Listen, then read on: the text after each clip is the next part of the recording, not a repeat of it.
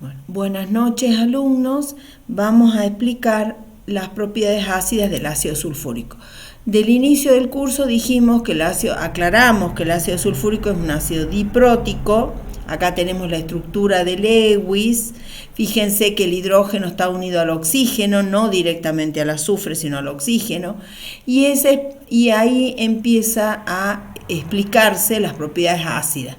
La posibilidad de liberar protones, de ser un ácido de Arrhenius, de ser un ácido de Bronsted-Lowry que transfiere protones a una base.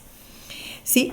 Acá tenemos la estructura de Lewis, que yo se las marqué, y les aclaro acá que es con ampliación de octeto. Ustedes saben bien que eso es posible a partir de los elementos del tercer nivel de la tabla periódica, que disponen, acuérdense, del azufre, cuál es su configuración electrónica, siempre recordando la configuración electrónica. La vamos a hacer considerando la estructura del gas noble de helio, para acortarla un poquito, perdón, no helio sino neón, ¿sí?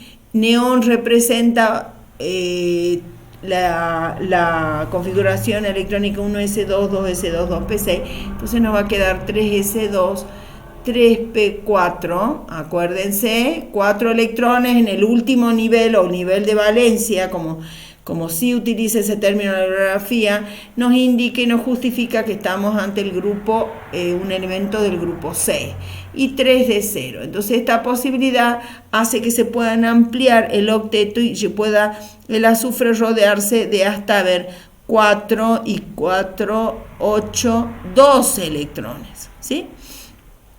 Pero vamos a explicar ahora las propiedades ácidas. ¿Cómo se explican las propiedades ácidas? Que el primer protón sea fuerte, o sea, la primera disociación corresponda con un ácido fuerte, y la segunda ya sea un ácido débil. Aquí vamos a hablar de un concepto que ya mencionamos como propiedad periódica importante, la electronegatividad, y siempre asociada al enlace covalente. Aquí vemos cómo el azufre está unido a 4 oxígenos que tienen mayor electronegatividad, una unidad mayor de electronegatividad. Eso evidentemente tiene consecuencias, porque el oxígeno vamos a recordar cuál es la electronegatividad del hidrógeno, para que nos quede bien claro, es 2,1. En el caso del hidrógeno es 2,1. Entonces, ¿qué es lo que sucede acá?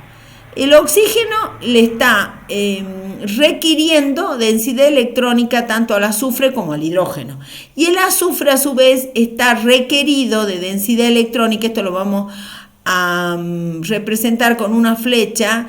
Por efecto inductivo, los oxígenos unidos al azufre atraen la densidad electrónica, les requieren densidad electrónica al azufre, y a su vez el oxígeno también les requiere a cada hidrógeno, los oxígenos unidos al hidrógeno. Entonces, en ese tironeo, en ese requerimiento de densidad electrónica, el azufre está sometido al requerimiento de 4 oxígenos a la vez. Entonces, el oxígeno, para satisfacer esas necesidades de densidad electrónica, porque es más electronegativo, lo cual está representado por el valor de electronegatividad, surge entonces que se queda con el electrón del hidrógeno y se forma el anión sulfato ácido, ¿sí? Y se libera el protón.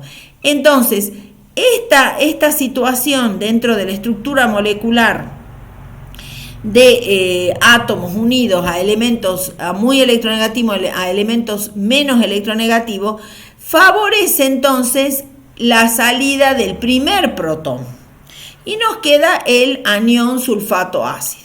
¿Qué pasa ahora? ¿Por qué la salida del segundo protón no será igualmente de la misma manera, o sea, comportándose como un ácido fuerte? Lo que sucede es que ahora el oxígeno ya le sacó el electrón, el único electrón que tenía el hidrógeno, lo liberó como protón y quedó con una carga negativa. Eso hace que el azufre ahora esté menos requerido, porque el oxígeno ya está más satisfecho.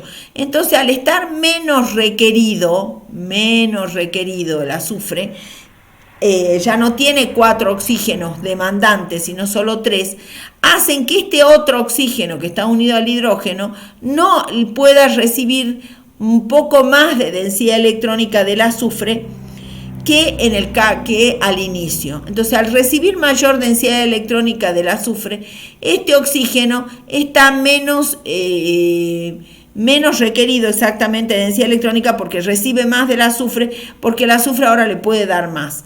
Y entonces el oxígeno ya no tiene tanta necesidad de quedarse con el electrón del otro hidrógeno y liberarlo como protón. Por lo tanto, la segunda etapa ya no está tan facilitada y eso se manifiesta en un comportamiento de ácido débil. Acá tenemos la constante 1 por 10 a la menos 2. Ya el segundo protón ya no sale con tanta facilidad y eso se manifiesta en el comportamiento de un electrolito más débil. Y por lo tanto, la segunda disociación es parcial. Acuérdense entonces que este comportamiento ácido tiene razón de ser en la estructura del ácido sulfúrico en propiedades como el caso de la electronegatividad. Eso es algo que quería que quede claro para explicar entonces las propiedades del ácido sulfúrico. Muchas gracias.